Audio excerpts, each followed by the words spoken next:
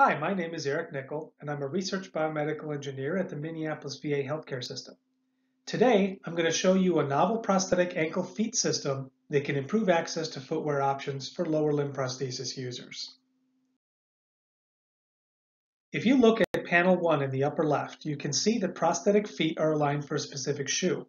If a foot is aligned for one shoe and you put on a different pair of shoes, the prosthesis will push your leg into unnatural, unhealthy positions. Currently, there are some feet on the market that allow the user to adjust the ankle position to accommodate different shoe heel rises, as shown in panel 2 on the right. The user pushes a button, which releases the ankle, and then they move the foot to the desired position and release the button to lock the position again. Unfortunately, this cannot happen while standing, and often the users of such systems need to make the adjustment several times to get it close enough. If the alignment is off by even a little bit, it can cause secondary injuries to the knees, hips, lower back, and inside the prosthetic socket. The range of adjustment for these systems is limited to approximately 2-inch heel rise at most.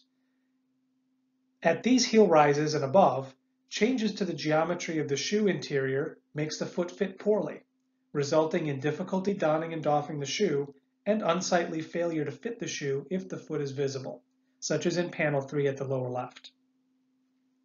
Who wants to be a bridesmaid at their sister's wedding and be stuck wearing tennis shoes? Body image, including the ability to wear the clothing and footwear of choice, is one of the primary indicators of participation in meaningful life roles for persons with lower limb amputation. Ultimately, even current heel height adjustable prosthetic ankles and feet are a barrier to wearing the footwear of choice and can have a negative impact on participation.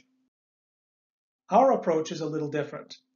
Rather than making a foot that can fit many different shoes, we're leveraging the mass customization of 3D printing to make low-cost feet, each custom-made to fit a particular shoe the user owns, and a single ankle unit with a quick attach mechanism that allows feet to be rapidly and easily swapped out. This cartoon illustrates the intended clinical process by which the system would be provided. A person with lower limb amputation would bring their shoes to the prosthetist, who would take a few measurements. These measurements get entered into an application that morphs a digital model of a foot to specifically fit that shoe. This model is then 3D printed, and the foot is delivered to the prosthetist. The prosthetist then confirms the fit and alignment in the clinic, and the patient now has a new foot that fits their new shoes. With this system, we hope to make all footwear accessible to persons with lower limb amputations, while minimizing the burden of changing footwear on a day-to-day basis. We have structurally tested our 3D printed prosthetic feet with loads of nearly 1,000 pounds, as shown in the top left panel, and modeling indicates that there is still a large safety factor. We're continuing to refine the foot model to reduce weight and complexity, as well as test cyclic fatigue durability using the relevant ISO standard. The ankle unit shown in the lower left panel is made of a titanium core and aluminum housing, with internal rubber bumpers that can be swapped out in the clinic to suit the individual user. It provides anatomically appropriate range of motion and can fit in even very small feet, like a women's size 5. In the future, we'll be developing a more advanced digital foot model that preserves high-fidelity features, such as individual toes and bony prominences. A full-color, customizable cosmetic cover would also be an option in future versions.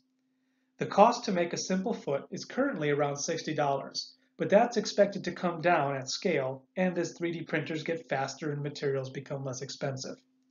Reimbursement for the total system could fit within existing CMS coding, but it's unclear whether existing coding would cover receiving feet beyond the first. But at an anticipated price point under $100, additional feet could reasonably be purchased out of pocket. It's also unclear at this point whether additional feet could be purchased as an aftermarket add-on, without requiring further visits to the prosthetist for each new pair of shoes, sort of like some cosmetic fairings are currently sold. This would place more control in the hands of the patient. At present, the intellectual property covering this system is owned by the Department of Veterans Affairs and the University of Minnesota. On behalf of myself and my co-authors, I'd like to thank you for your attention and wish you good health in these trying times.